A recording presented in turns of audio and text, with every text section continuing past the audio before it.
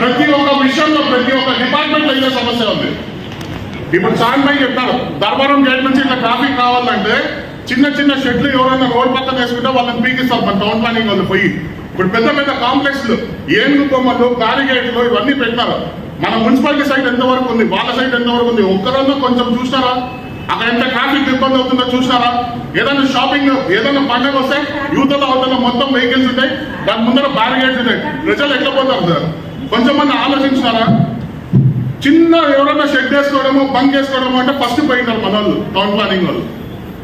పెద్దలకు ఒక న్యాయం, చిన్నది తప్పు సార్. అది ప్రతి ఒక్క సబ్జెక్ట్ లో ఇట్లా జరుగుతుంది.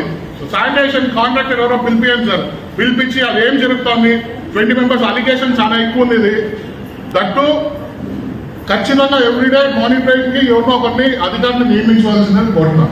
ఇది కొంచెం తీసుకోండి మేడం.